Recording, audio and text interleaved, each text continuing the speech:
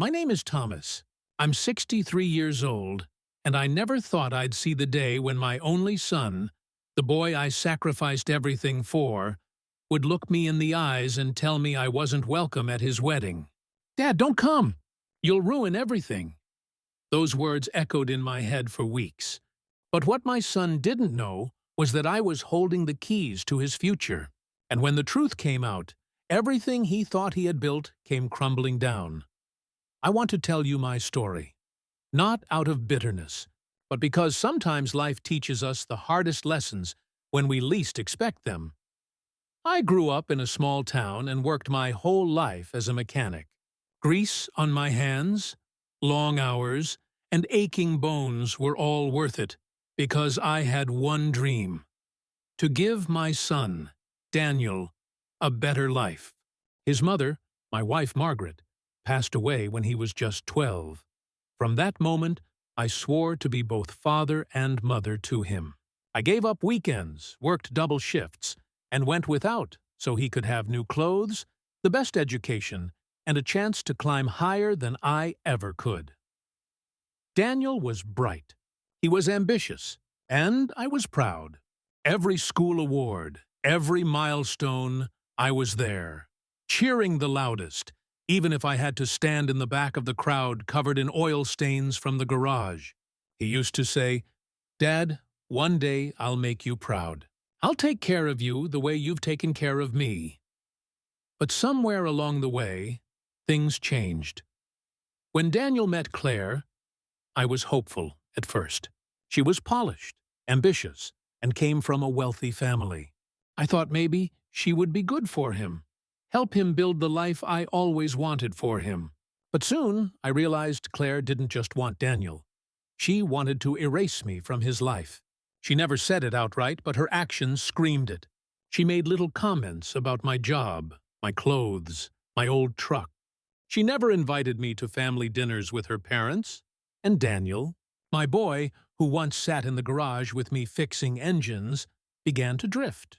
The phone calls grew shorter, the visits less frequent.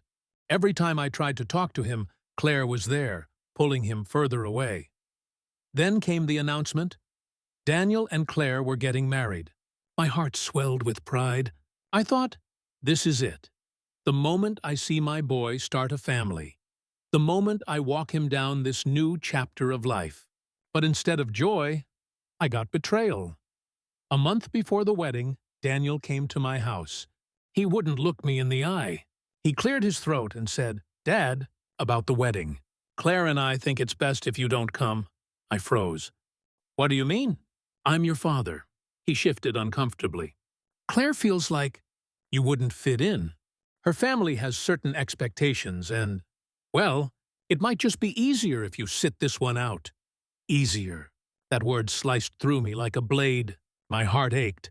My hands shook. But I stayed silent. He left that night, and for the first time in years, I cried like a child. But here's what Daniel didn't know. For years, I had been quietly putting away money, investing in a piece of land that had belonged to my father. That land had recently skyrocketed in value, and I had plans to gift it to Daniel as a wedding present, a foundation for his future. It wasn't just property. It was the legacy of our family. I had spoken to my lawyer, had the papers ready, and all I had to do was sign. But after being told I was not welcome, I decided to wait. On the day of the wedding, I didn't attend. Instead, I sat alone in my small kitchen, the papers in front of me. I thought of his mother, what she would say if she were alive. She always believed in kindness, in forgiveness, but even she would have told me, respect must go both ways.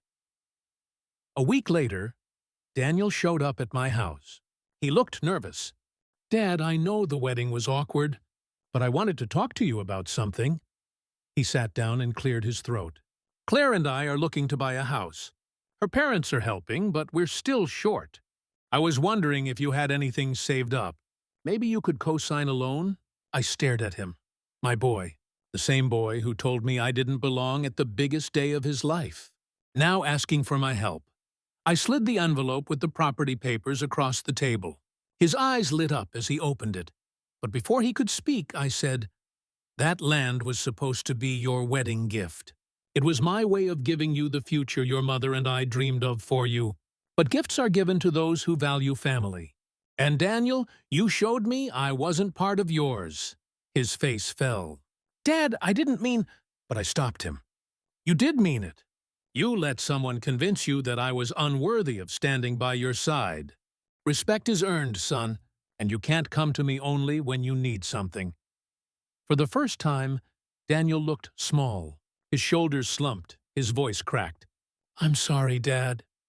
Tears filled his eyes, but I could see the weight of his choices crashing down on him.